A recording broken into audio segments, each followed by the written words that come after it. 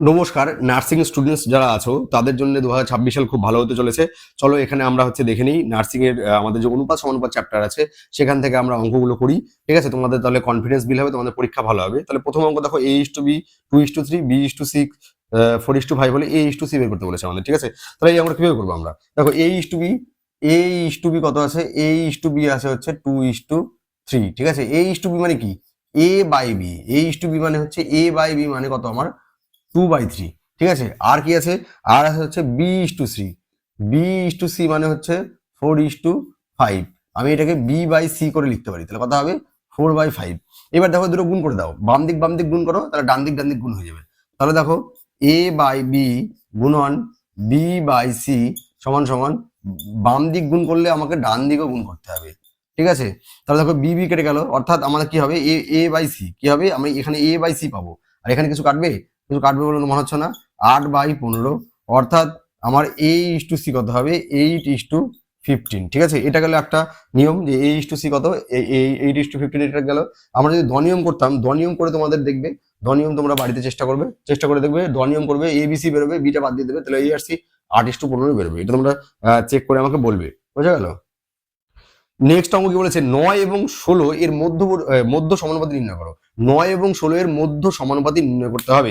তাহলে 9 এবং 16 মধ্য সমানুপাতে মানে মাঝখানে বসে, তাহলে মধ্য সমানুপাতিকে আমি এক্স কল্পনা করে নিলাম। তাহলে অনুপাতের অঙ্কের ক্ষেত্রে সমানুপাত বানাতে গেলে আমাকে 4টা টার্ম লাগে, এখানে 3টে টার্ম আছে। তাহলে মাঝের টার্মটাকে আমি, এই যে মাঝের টার্ম মধ্য সমানুপাতি, এটাকে আমাকে দুবার লিখতে হয়। কিভাবে লিখবো দেখো, এটা কিভাবে লিখতে হয়? এভাবে লিখতে হয়, 9:x ডবল কি হয়? 16। বোঝা গেল? তো সমানুপাতের নিয়ম অনুযায়ী কি হয় যে প্রথম পদ গুণ চতুর্থ পদ সমান সমান দ্বিতীয় পদ গুণ তৃতীয় পদ করতে হয়। তাহলে প্রথম আর চতুর্থ গুণ করে দিই, কত হবে? 9 গুণন 16। আর দ্বিতীয় আর তৃতীয় পদ গুণ করতে হয়, দ্বিতীয় তৃতীয় পদ গুণ করলে এক্স গুণ এক্স, অর্থাৎ আমার 9 16 কত? 144 সমান সমান এক্স এক্স কত? X square. তাহলে এক্স এর ভ্যালু কত হবে? √144। তার মানে আমার মধ্য সমানুপাতিটা কত হবে? মধ্য সমানুপাতিটা হবে হচ্ছে 12।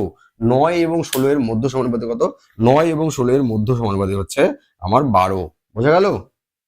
নেক্সট দেখো 3 নাম্বার কি বলেছে। দেখো এই অনুপাত সমানুপাত প্রথম চ্যাপ্টার, এটা তোমাদের করাবো। এরপরে তোমাদের পাটিগণিতে অনেকগুলো চ্যাপ্টার আছে, সেগুলো কিন্তু আমরা আস্তে আস্তে করাবো। দেখো কি বলেছে, দুটি সংখ্যার অনুপাত 5:8 এবং তাদের পার্থক্য 9 হলে সংখ্যা দুটি কি কি? এই অঙ্কটা খালি অনুপাতটা লিখলেই অঙ্ক হয়ে যাবে। তাহলে 5:8 কি? দুটি সংখ্যার অনুপাত হচ্ছে 5:8। তাদের পার্থক্য কত? পার্থক্য 9। তাহলে আমি সংখ্যা দুটো 5 আর 8 ভাবি, তাহলে এদের পার্থক্য কত? এদের পার্থক্য 5 থেকে 8 বিয়োগ করলে কত হবে? 3।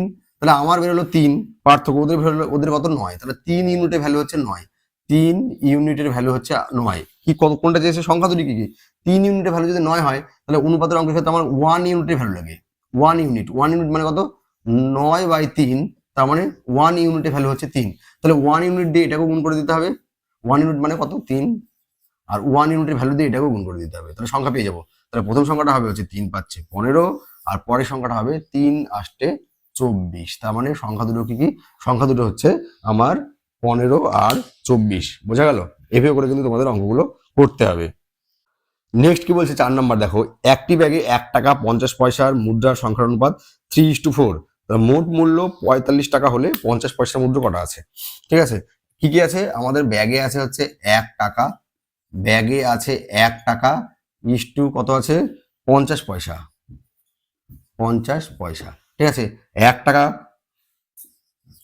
3:4। তাহলে দেখো যদি মূল্য বের করি, তাহলে 3টা 1 টাকা থাকলে মূল্য কত টাকা হবে? 3 টাকা। ঠিক আছে, মূল্য বের করছি আমি। 3টা 1 টাকা থাকলে ক টাকা থাকবে? 3 টাকা। আর 4টা 50 পয়সা থাকলে ক টাকা থাকবে? 4টা 50 পয়সা থাকলে, 2টা 50 পয়সা 1 টাকা, 4টা 50 পয়সায় কত হবে? 2 টাকা। 4টা 50 পয়সা কত? 2 টাকা। তাহলে মোট কত হচ্ছে? 3 দিয়ে মোট মূল্য কত হচ্ছে আমার? অনুপাত হিসেবে মোট মূল্য হচ্ছে 5 টাকা। আর এখানে কত আছে? 45 টাকা। তাহলে 5 টাকার ভ্যালু হচ্ছে 45। ঠিক আছে, আমাকে হচ্ছে 1 টাকার ভ্যালু করতে হবে।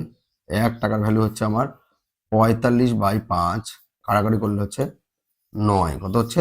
9। 1 ইউনিটের ভ্যালু কত? 9। এবার আমার কি চাই? এইবার আমার চাই হচ্ছে 50 পয়সার মুদ্রা কটা আছে? 50 পয়সার মুদ্রা কটা আছে? তাহলে এই 4কে আমি এই 1 ইউনিটের ভ্যালু দিয়ে গুণ করে দেবো। 1 ইউনিটের ভ্যালু কত? 9। তার মানে 50 পয়সা কটা আছে? 36টি। 50 পয়সা কটা আছে? 36টি।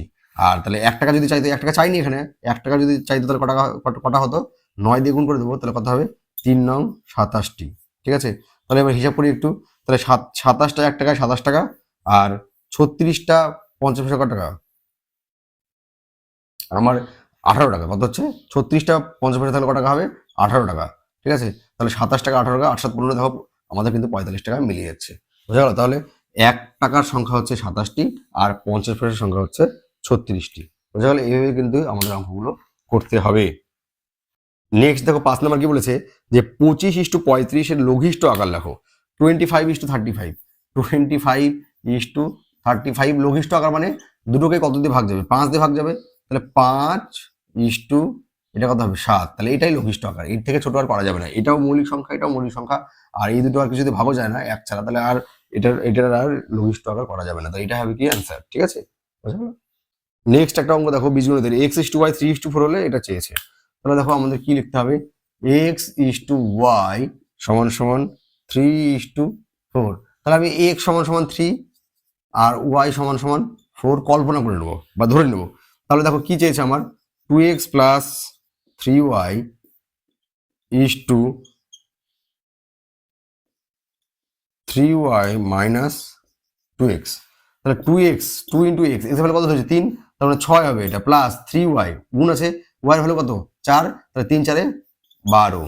ঠিক আছে, ইস টু 3 3 লিখুন, একবার গুণ করে দিচ্ছি, 3 ইন্টু ওয়াই, ওয়াই মানে কত, ওয়াই মানে হচ্ছে আমার 4, তার মানে এখানে কত হবে 12, মাইনাস 2 গুণ এক্স, এক্স মানে কত 3, তাহলে 2 গুণ 3, 3 দুগুণে 6। তাহলে দেখো 12 আছে কত হচ্ছে 18, ইস টু 12 থেকে 6 বাদ দিলে কত হচ্ছে আমার 6, তাহলে 6 দিয়ে ভাগ করে দাও দুটো কি, তাহলে 3:1, দুটোকে 6 দিয়ে ভাগ করলে কত হবে 3:1 হবে। তার মানে আমাদের যে রিকোয়ার্ড অ্যান্সার সেটা কত 3:1। বোঝা গেল? নেক্সট দেখো চতুর্থ সমানুপাতি বের করতে বলেছে 4 8 12। ঠিক আছে, 4 8 12 চতুর্থ সমানুপাতি বের করতে বলেছে। তাহলে সেটাকে আমি যদি মনে মনে হচ্ছে এক্স ধরে নিই, তাহলে 4টায় আছে, তাহলে আমরা এভাবে লিখবো 4:8 12:12x। তাহলে প্রথমের সাথে চতুর্থ করতে হয়, তার মানে 4x হলো, আর দ্বিতীয় তৃতীয় গুণ করতে হয়, আমরা আগেই শিখলাম 8 গুণ 12, তাহলে এটা কাটো কত হবে 2, তার মানে x ইকুয়াল টু 12 দুগুণে 24, অর্থাৎ চতুর্থ সমানুপাতি কত হবে, চতুর্থ সমানুপাতি হবে হচ্ছে আমার 24। বোঝা গেল? এটাই এভাবেই করতে হবে। নেক্সট দেখো একটি মিশ্রণে দুধ ও জলের অনুপাত 7:3, মিশ্রণের পরিমাণ 30 লিটার হলে জল কতটুকু আছে।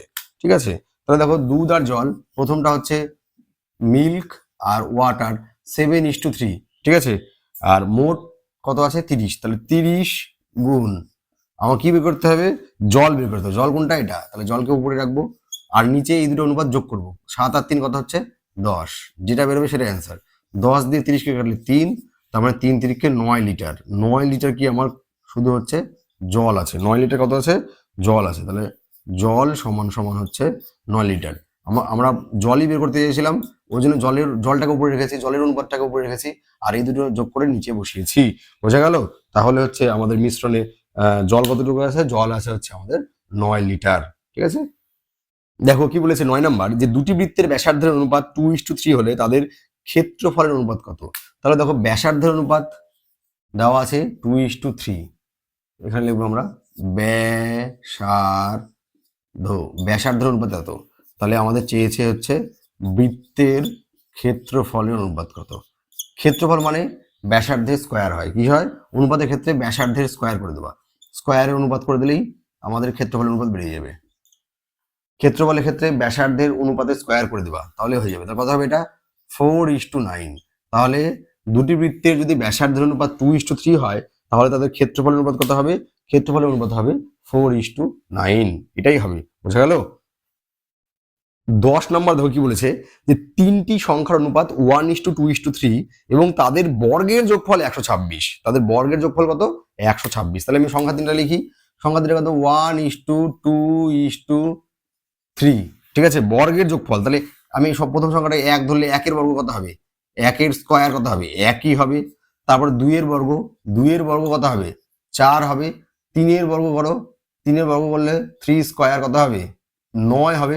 ঠিক আছে, তাহলে এদের যোগফল কত বলেছে তাহলে 9 4 13, 13 একে 14, 14 ভ্যালু, 14 ইউনিটের ভ্যালু কত বলেছে ওখানটায়? 14 ইউনিটের ভ্যালু বলেছে হচ্ছে আমার 126, ঠিক আছে। তাহলে 1 ইউনিটের ভ্যালু কত হবে? 1 ইউনিটের ভ্যালু হবে হচ্ছে 126 বাই আমার কত, এই 14 নিচে চলে যাবে, তাহলে 9 14 কি হয় আমার 126 হয়। তাহলে 1 ইউনিটের ভ্যালু আমার কত হচ্ছে? 9 হচ্ছে। কিন্তু না, এই অঙ্কের ক্ষেত্রে যেহেতু স্কোয়ার আছে, যেহেতু আমি একবার স্কোয়ার করলাম, তাহলে আমাকে একবার রুট করতে হবে। তাহলে 1 ইউনিটের ভ্যালু এখানে একটা রুট দিতে হবে। 1 ইউনিটের ভ্যালু কি করতে হবে? এখানে একটা রুট দিতে হবে। তাহলে 1 ইউনিটের ভ্যালু কত বেরোবে? 1 ইউনিটের ভ্যালু বেরোবে হচ্ছে 3। 1 ইউনিটের ভ্যালু কত বেরোবে? 3 বেরোবে।